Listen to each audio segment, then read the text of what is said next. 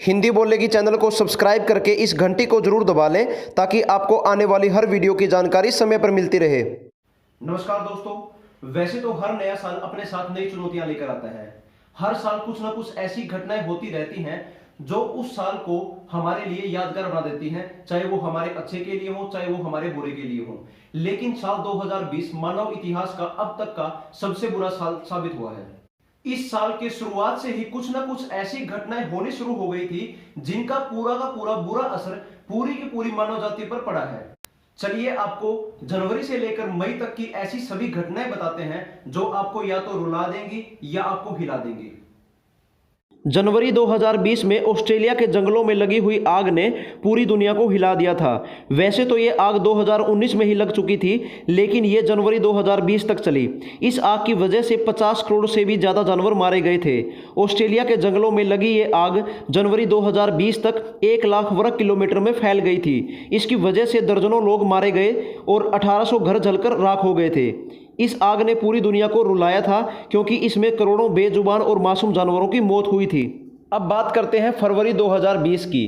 11 दिसंबर 2019 को राज्यसभा से CAA यानी सिटीजनशिप अमेंडमेंट एक्ट पास हुआ, यानी कि नागरिकता संशोधन बिल पास हुआ और 8 जनवरी 2020 को यह बिल लोकसभा से भी पास हो गया था। और यह बिल सरकार ने बहुत सोच समझकर अल्पसंख्यक लोगों की भलाई के लिए बनाया था, लेकिन बहुत सारे भड़काऊ लोगों ने इस बिल को भी हिंदू मुस्लिम की लड़ाई में बदल दिया और फरवरी 2020 में दिल्ली में इस बिल के विरोध में जगह जगह दंगे हुए, जिसकी वजह से करोड़ों का नुकसान हुआ। और ये दंगे हमारे देश भारत में लगभग 2 महीने चले, जिसकी वजह से हर जगह हिंदू मुस्लिम की नफरत फैल गई और इन दंगों की खबर पूरी दुनिया में फैल चुकी है। और ये दंगे रुकने का नाम नहीं ले रहे थे। तभी मार्च के पहले दिन ही दिल्ली में एक केस कोरोना पॉजिटिव मिल गया और एक केस तेलंगाना में मिल गया।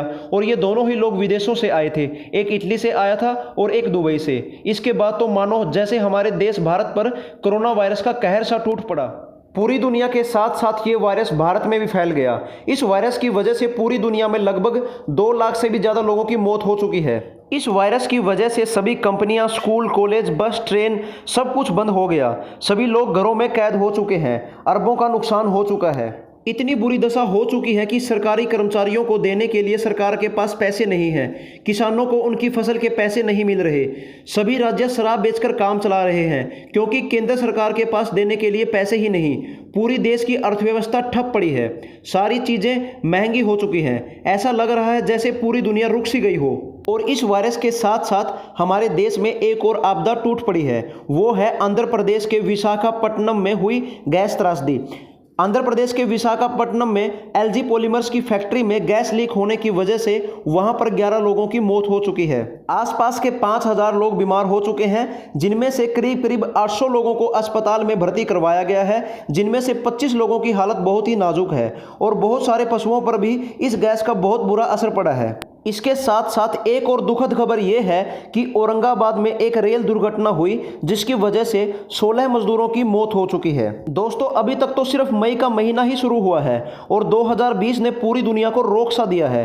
हर जगह महंगाई की मार है, अर्थव्यवस्था ठप पड़ी है। और इसी बीच अमेरिका ने सभी देशों से अपील की है कि वो मिलकर चीन को दंडित करें, क्योंकि पूरी दुनिया जानती है कि कोरोना वायरस फैला नहीं है, ये चीन ने जानबूझकर फैलाया है। लेकिन चीन कोई छोटा देश तो है नहीं कि उसके पास कोई पावर नहीं है और वो हार मान लेगा। और अब इस मुद्दे पर अमेरिका और चीन में बहस छिड़ गई है, जिसकी वजह से तीसरा विश्व युद्ध भी हो सकता है, जिसकी वजह से पूरी दुनिया तहस नहस हो सकती है। और जिस तरह से चीन में आज भी वायरस के बम तैयार किए जा रहे हैं, इससे तो यही लगता है कि पूरी दुनिया चीन की वजह से ऐसे ही तंग रहने वाली है, क्योंकि कुछ खुफिया रिपोर्टों से पता चला है कि चीन दोबारा से वायरस का हमला करने वाला है, जिससे सभी देशों के हाथ खड़े होने वाले हैं।